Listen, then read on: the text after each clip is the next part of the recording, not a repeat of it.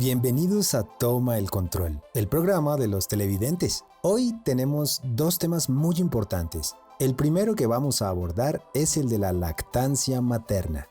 Tenemos una invitada que es una profesional y quien nos va a hablar sobre el cuidado en la lactancia y también su experiencia como mamá. Tenemos además de esto a otro invitado, el cual nos va a hablar sobre las víctimas del terrorismo. Pero antes miremos el primer tema a tratar. La mala nutrición comenzando la vida puede producir daños irreversibles en el crecimiento físico y el desarrollo del cerebro. En cambio, la buena nutrición desde los primeros días de vida tiene efectos relevantes en el ser humano y la lactancia materna es la mejor manera de alimentar a los bebés, ofreciéndoles los nutrientes necesarios para protegerlos contra las enfermedades.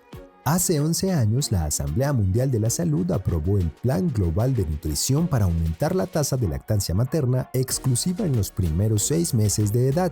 La idea de esta asamblea es cubrir el 50% de la población infantil del planeta en el año 2025. La Organización Mundial de la Salud recomienda que los bebés deben ser amamantados exclusivamente durante los primeros 6 meses de vida, para después introducir alimentos complementarios nutricionalmente adecuados y seguros mientras se continúa con la lactancia materna hasta los 2 años de edad o más.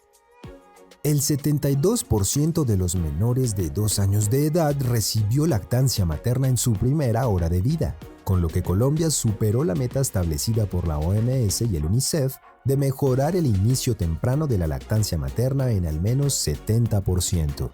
En cuanto a la lactancia materna exclusiva, se observó que aproximadamente 1 de cada 3 niños menores de 6 meses, el 36,1%, fue alimentado solo con leche materna, por lo cual se requiere reforzar esta práctica para llegar a la meta internacional del 50% fijada por la Organización Mundial de la Salud.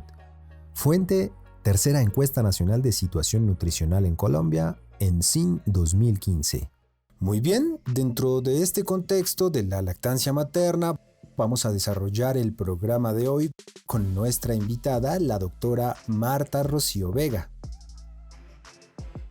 Ella es pediatra, tiene una trayectoria reconocida en el departamento del Huila, donde se ha desempeñado como docente universitaria en la Universidad Surcolombiana.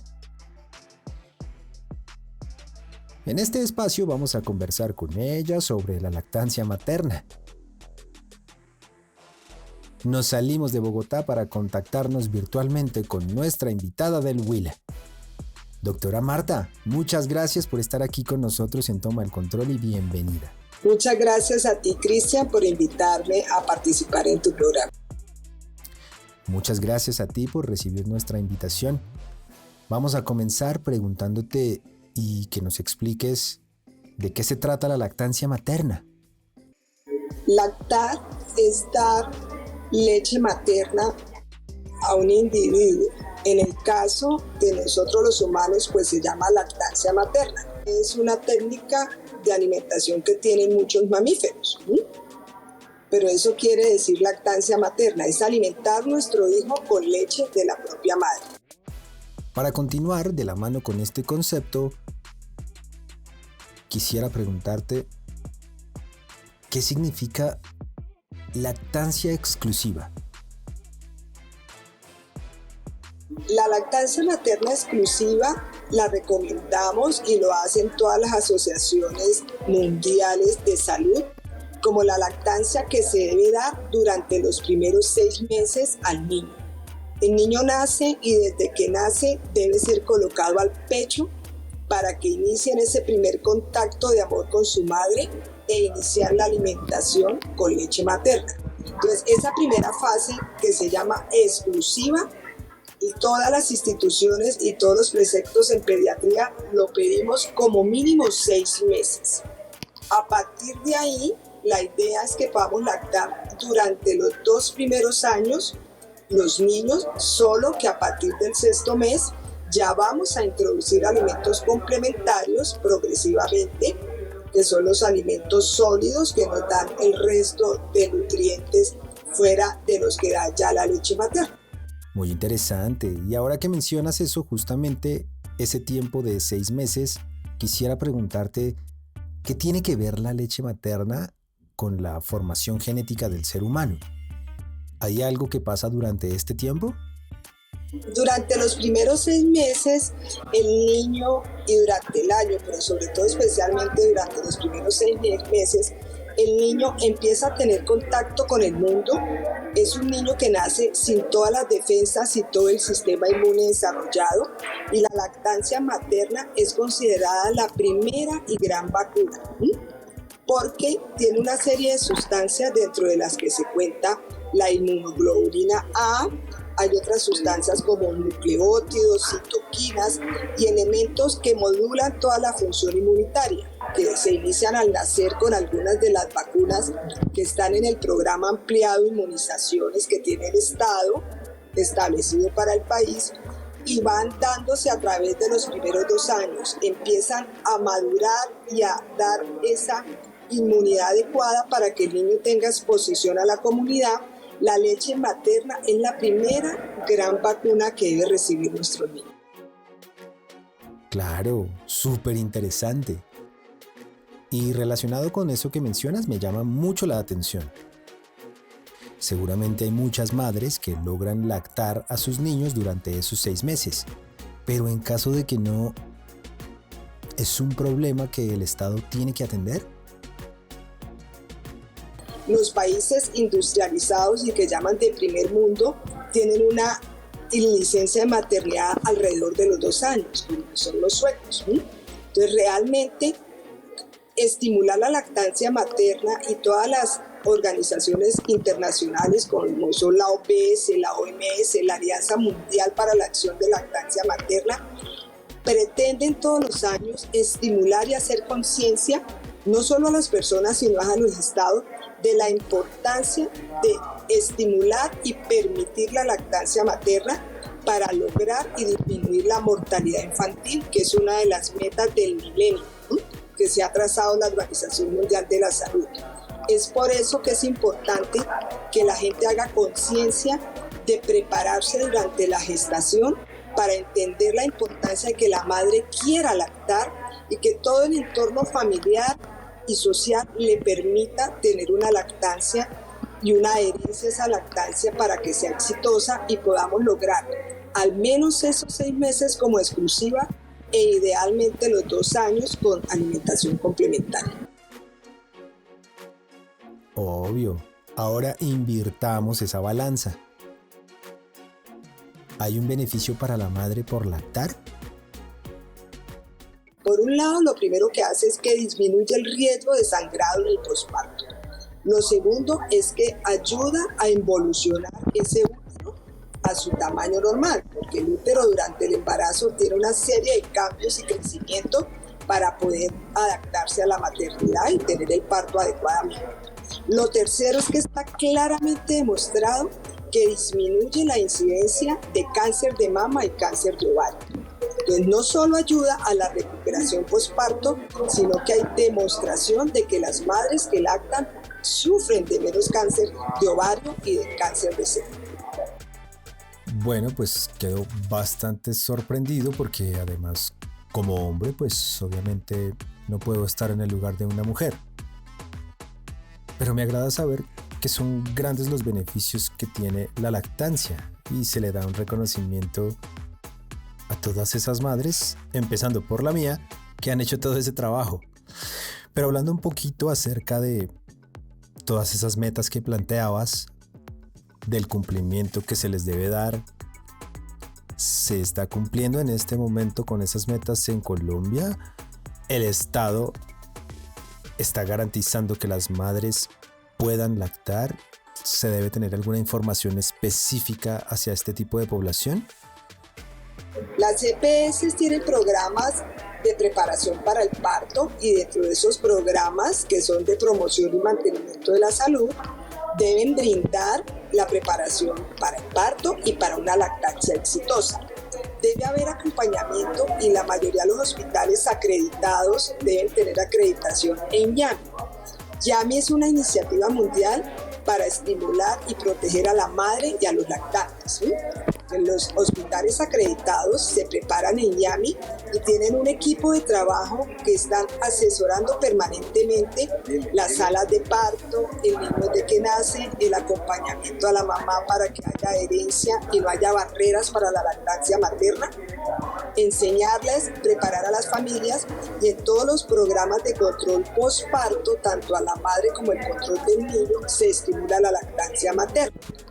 Esto es un compromiso que no puede ser solo de la parte de salud, es un compromiso que tiene que ser de toda la comunidad, de la familia, de los empleadores, porque tienen que entender que la hora de lactancia que está autorizada un tiempo de más fuera de la licencia de maternidad debe ser generosa y debe darse para que beneficie al niño que está esperando a su madre para que lo lacte y no para ajustarlo a los horarios laborales donde está la persona que trabaja. Eso es algo importante y un compromiso que debe ser de toda la sociedad. Y nosotros a través de estos programas que los comunicadores lideran, pues es muy importante porque debe ser una acción de todo el Estado. Indudablemente las metas del milenio hablan. Nosotros conocemos la catástrofe de nutrición y de mortalidad que ocurre en muchas zonas de nuestro país, como es Guajira, que recientemente está intervenida. Entonces, nosotros todos los actores, todos los que rodeamos a una madre gestante, el esposo, la familia, debemos permitir que descanse, que se garantice la lactancia, que se garantice ese vínculo de amor, porque el hecho de que el niño cuando nazca vuela a su mamá, la vea porque en la posición de lactar sentado o de medio lado permite que la visión que el niño tiene identifique a su madre, oiga sus latidos, huela su olor, las feromonas, lo que la madre, y haga un vínculo de amor con su mamá. De verdad que tus palabras tienen un impacto grandísimo en mí. Cuando hablas sobre este tema de la bendición de la leche materna gratuita. Ahora quisiera preguntarte esto que tú mencionas y lo relacionado con la EPS y la lactancia exclusiva, también relacionándolo con la población con discapacidad. ¿Qué cosas en común tienen con las madres sordas? ¿Sabes cómo ha sido el enfoque de estos procesos que me parecen súper interesantes y estos programas de atención a las mamás lactantes? ¿Tienen un programa de inclusión o algo por el estilo? En el hospital universitario, en las redes que tienen de comunicación, hay traductor simultáneo. En la información del hospital, en las pantallas, hay traducción para la gente sorda con traductores. No tenemos de pronto en el diario que hacer una persona que esté acompañando los procesos de IAMI y de estimulación, pero hay en la institución el recurso y si hay necesidad de llamarlo se puede acudir a él. Lo digo en la institución en que yo laboro. Pienso que todas las IPS donde se atienden partos, pues tenemos la obligación de ir creciendo en la inclusión, porque es parte de los retos que tenemos que hacer y permitir y facilitar que se den. A nivel de EPS ya, pues en los programas de primer nivel, yo trabajo básicamente en un segundo y tercer nivel. Creo que es difícil que existan ese acompañamiento con un traductor, pero pienso que tenemos que hacer la inclusión y en las instituciones de salud se debe ir creciendo en la posibilidad, en el apoyo de estos programas de promoción y mantenimiento de la salud, tener el acompañamiento de las personas entrenadas para apoyar a las personas discapacitadas en cuanto a la audición. Pues muy bien. Bueno, Rocío, vamos a concluir con 2 preguntas. La primera es respecto a las citas de lactancia materna en Bogotá. Los últimos años hemos tenido un crecimiento de un 77,3% de lactantes maternas en Bogotá. ¿Cómo están estas cifras a nivel nacional? De todas formas, la pandemia hizo un impacto en salud que en cuanto a vacunación y en cuanto a algunos programas que estamos saliendo de ellos, ¿no? Pero pues realmente también el estar en casa de las madres, pienso yo que ha permitido que se aumenten las cifras a nivel nacional de adherencia a lactancia materna. Y ahora en agosto tenemos del 1 al 7 de agosto la Semana de Lactancia Materna Mundial, que es algo que viene hace varios años y que todas las instituciones celebran, hacen concursos y hacen estimulación. Y pienso yo que sí hemos mejorado en la adherencia a lactancia materna, aunado al factor económico, porque dar fórmulas o sucedáneos que no sean de leche materna hoy en día son bastante costosos para la economía de la familia. Entonces pienso que sí se ha ido creciendo y las cifras han mejorado, pero no hemos podido lograr a las metas, así como que no tenemos metas adecuadas de vacunación, sino por debajo de las metas ideales. También tenemos que seguir luchando porque las cifras no son las adecuadas como esperaríamos. Claro, seguramente esto que mencionas de lo que tenemos por mejorar hará parte de las metas de la Asamblea Mundial de la Salud. ¿Colombia ha cumplido con estas metas? ¿O tal como lo mencionas, nos hace falta ampliar las licencias de maternidad? Entonces pienso yo que parte es que sí estimulemos y concienticemos a todo el mundo de que la lactancia materna es un derecho de los niños, una obligación de la madre y una obligación de toda la comunidad que estamos alrededor de la familia para garantizar que tengamos niños sanos y disminuyamos la mortalidad y la desnutrición en nuestro país. Completamente de acuerdo. Y también es un derecho de la madre para proteger la vida de su bebé y la de ella. Muchísimas gracias, Rocío, por compartir tu tiempo y por compartir con nosotros todos estos temas. Esperamos que también las audiencias puedan reflexionar sobre estos asuntos tan importantes y de verdad, muchas gracias. Muchas gracias a ti, Cristian, muy amable. Una feliz tarde para todos. Gracias a ti. Adiós. ¿Sabes si la leche materna se considera un medicamento para los bebés prematuros? ¿Sabes si la leche materna se considera un medicamento para los bebés prematuros? La leche materna se considera un medicamento para los niños prematuros. De hecho, en las unidades de cuidados intensivos de neonatos, la alimentación que reciben los bebés es siempre leche materna, ya sea de su propia madre o de un banco de leche materna. Como estuvimos viendo, la lactancia materna definitivamente es la práctica más saludable para la madre. Siguiendo con el programa, vamos a hablar sobre el Día Internacional de las Víctimas del Terrorismo que se celebró el pasado 21 de agosto. Para esto hemos invitado a alguien muy especial que es el doctor José Darío Antequera. Él es el director del Centro de Memoria. Es abogado de la Universidad Externado. También cursó estudios políticos en la Universidad Javeriana. Acompáñenme a verlo. Estamos con nuestro invitado especial en Toma el Control, José Antequera. Bienvenido, ¿cómo estás? Bien, muchísimas gracias. Me alegra muchísimo. Tú como director del Centro de Memoria, Paz y Reconciliación, cuéntanos un poco más sobre qué se hace allí y cuál es el objetivo. Este es un lugar, el Centro de Memoria, Paz y Reconciliación, que empezó a construirse en Bogotá en el año 2008, con la pretensión de poder tener un sitio público, abierto, de utilización gratuita para toda la ciudadanía, en particular para las organizaciones de víctimas, para que pudieran realizar sus actividades, desde asambleas, talleres, reuniones, hasta actividades artísticas, exposiciones, talleres de arte, presentaciones de teatro, presentaciones de música. Todo con el objetivo de que el sitio sirva como irradiador, como un instrumento para que toda la ciudad pueda involucrarse en la construcción de la cultura de la paz, que es un objetivo que en Colombia pues hemos establecido que está vinculado necesariamente con que se resuelva de una vez por todas el conflicto armado interno y las diferentes violencias que existen en el país. Y hacemos en general actividades que tienen que ver con eso. Hacemos una potente activación que tiene que ver con esas exposiciones, las obras de teatro, actividades artísticas. Hacemos un trabajo de pedagogía muy fuerte con estudiantes de colegio, incluso con niños y con niñas, estudiantes universitarios. Hacemos trabajo también en localidades a través de un equipo que tenemos, acompañamos procesos locales de construcción de memoria en barrios, en localidades de Bogotá. Hacemos un trabajo investigativo que tiene que ver con cómo aportamos a lo que estamos haciendo y hacemos también procesos que tienen que ver con apropiación social, procesos de comunicación en donde utilizamos desde las redes sociales hasta el espacio público.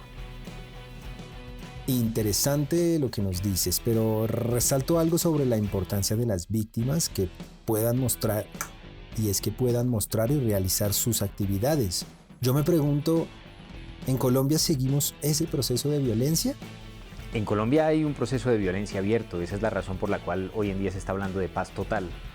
En la medida en que, aun cuando se han hecho procesos de paz en el pasado reciente, por ejemplo con la guerrilla de las FARC, y esos procesos de paz han sido muy importantes, que han tenido saltos muy importantes con respecto a la pacificación en el país, a la apertura de la democracia, aún en Colombia se registran asesinatos de líderes sociales, se registran masacres, se registran territorios en donde existe mucha violencia vinculada pues, con razones políticas, con el narcotráfico, etc. Y esa es la razón por la cual este lugar y varios que existen en el país, pues tenemos un compromiso de trabajar también violencias actuales. Por ejemplo, ahora tenemos una exposición que inauguramos que tiene que ver con el problema de los campesinos y con las drogas y la prohibición de las drogas y el cultivo de coca en Colombia y las razones y sus vínculos con las violencias y con el conflicto. Bueno, José, aquí el 21 de agosto se celebró el Día Internacional de las Víctimas del Terrorismo. Cuéntanos, ¿qué actividades hicieron ustedes y cómo hicieron para conmemorar este día? Nosotros en particular ese día no realizamos una actividad propia. La Alta Consejería para las Víctimas, que es la entidad a la que pertenece el centro, realizó una actividad conmemorativa con diferentes organizaciones de víctimas que están en la ciudad de Bogotá. Normalmente las actividades que se realizan aquí, nuestro equipo actúa frente a ellas facilitando sobre todo esas actividades. Entonces lo que ocurre aquí sobre todo son actividades que las propias víctimas, sus organizaciones de víctimas de desaparición forzada, de diferentes crímenes, desarrollan. Una última actividad, por ejemplo, que desarrollamos fue que logramos traer la estatua de Jaime Garzón, que estaba en la gobernación de Cundinamarca, aquí a que estuviera disponible en el centro de memoria. Eso permite en gran medida que los visitantes que vienen aquí, estudiantes de colegios, 2 o 3 colegios diarios que vienen aquí, hacen recorridos guiados, también puedan conocer la figura de Jaime Garzón y a través de eso puedan conocer sobre el conflicto y sobre el compromiso de construcción de paz. Es impactante todo lo que nos estás contando, pero mirando todo el contexto en Colombia, bueno, algunas víctimas, ¿el Estado realmente ha hecho algo por reparar a estas víctimas? Por ejemplo, tú digamos que también eres una víctima. ¿Colombia está haciendo realmente todas esas reparaciones? Ha sido difícil, en primer lugar, porque el Estado ha sido responsable también de crímenes de Estado, de violaciones a los derechos humanos. Los procesos de justicia en ese sentido han sido muy limitados. En Colombia hay una altísima impunidad, más del 98% de los crímenes en los que está involucrado el Estado. Y cuando empezaron las medidas y las políticas de reparación, sobre todo a partir del año 2011, pues comenzó un esfuerzo por darle reparación administrativa a las víctimas junto con otros esfuerzos por lograr resolver por la vía de la justicia transicional, de la verdad, lo que ha ocurrido en el conflicto. Sin embargo, los avances efectivamente son muy pocos. Ha habido una gran demora por lograr, por ejemplo, indemnizaciones para las víctimas. Ha sido muy difícil que la población desplazada en Colombia pueda encontrar una solución definitiva para una situación en la que se encuentran muchos en un permanente movimiento por todo el país. Y ha sido muy difícil lograr efectivamente que haya verdad caso a caso sobre muchas circunstancias que dependen efectivamente de poder conocer quiénes han sido los perpetradores. Pero se han hecho esfuerzos muy importantes, lo hemos visto con lo que ocurrió con la Comisión de la Verdad, lo que ocurre hoy con la JEP, con la Jurisdicción Especial para la Paz, con la Unidad para las Víctimas. Y estos esfuerzos valiosos en este momento yo creo que tienen una aceleración, se están acelerando, intensificando, y eso ha permitido pues que entremos en una etapa muy esperanzadora también. Qué interesante. Te voy a hacer una pregunta que siento que puede ser un poco difícil, así como la respuesta puede ser un poco compleja también. El gobierno tal vez ha logrado decir algo de verdad en todo lo que vemos, pero ¿tú crees que en Colombia realmente se está diciendo la verdad? ¿Y cómo sabemos que es la verdad? Por ejemplo, estos temas de los falsos positivos, a todas esas personas, ¿realmente se les está diciendo la verdad? En Colombia hay muchos procesos de verdad muy útiles y muy valiosos. Por ejemplo, ha habido muchos militares de alto rango que han reconocido su participación en falsos positivos. Ha habido, por ejemplo, el esfuerzo de la Comisión de la Verdad, que significó pues, un informe de más de 25 tomos, en donde hay muchas verdades consignadas sobre el conflicto. Hay verdades que han sido confesadas por ex jefes de grupos paramilitares que tienen que ver con su involucramiento con las fuerzas militares, con el Estado, incluso con empresarios, con empresas que existen en el país. Existe también mucha negación y mucha justificación con respecto a la verdad que circula. Y hay verdades que efectivamente no han sido suficientemente conocidas en el país y que tienen que ver con situaciones presentes, con actores políticos del presente, con personajes que en la actualidad siguen estando, digamos, como protagonistas en la política colombiana y que siguen negando su participación en crímenes y en violaciones a los derechos humanos de diferente tipo. Hace poco tiempo, aquí en el Centro de Memoria, Paz y Reconciliación, tuvimos la visita de Macaco, que fue alias Macaco, el comandante económico del bloque central Bolívar, y él hacía afirmaciones sobre personajes como Néstor Humberto Martínez, etc. Y allí pues esas verdades están por descubrirse, son temas incómodos, difíciles, pero que están allí por descubrirse. Bueno, pues muchísimas gracias. Te voy a hacer una pregunta un poco más personal con el tema del perdón. ¿Crees tú que el perdón es suficiente o es algo que se quedó como un tema más religioso? Yo creo que el perdón tiene sentido para quien tiene esa forma de ver el mundo.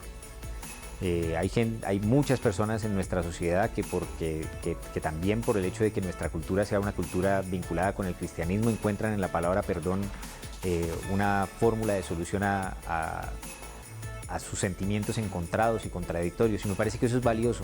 Hay otras que encuentran ese mismo significado en otras palabras. Al final creo que es una discusión que lo problemático es pretender forzarla, lo problemático ha sido pretender que las personas tienen que perdonar para que puedan convivir. Y eso no es cierto. Hay muchas personas en Colombia que nunca perdonarán a quienes, por ejemplo, asesinaron a sus hijos, a quienes fueron responsables de violaciones a los derechos humanos. Hay muchas personas que consideran imperdonables hechos que, si uno los observa, la verdad es que son prácticamente imperdonables, como actos de genocidio, de crímenes sexuales. Pero no por eso está negada en Colombia la posibilidad de la convivencia y la posibilidad no solo de la convivencia, sino de la reconciliación en términos de la construcción de causas comunes en nuestra sociedad. A pesar de que tengamos muchas cosas que no nos vamos a perdonar nunca, con esas mismas personas que no estamos dispuestos a perdonar, tenemos muchas cosas que necesariamente tenemos que construir en común, porque pues estamos en un tiempo en el que nos amenazan cosas tan urgentes como el calentamiento global, que va a ser difícil enfrentar el futuro si no lo hacemos con base en la convivencia con los que nos tocó en este país, pues que eso incluye a personas a las que no estamos dispuestos a perdonar o a personas a las que seguramente podremos perdonar algún día. Pues muy interesante todo lo que nos acabas de decir. No es una pregunta sencilla de hacer porque conlleva muchos aspectos reflexivos, personales y sociales. José, y es muy importante el día de la conmemoración a las víctimas. Muchas gracias. Muchas gracias a ustedes y siempre aquí el Centro de Memoria, Paz y Reconciliación abierto para poder conversar de esto. Muchas gracias.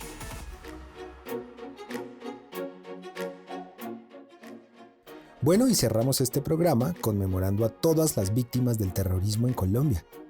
Y recuerden que si ustedes tienen quejas, dudas o solicitudes, sugerencias, etc., pueden escribirnos al correo defensor@canal13.com.co. Allí pueden enviarnos todo lo que quieran decirnos. Nos vemos en un próximo capítulo. 13. Somos más de lo que quieres.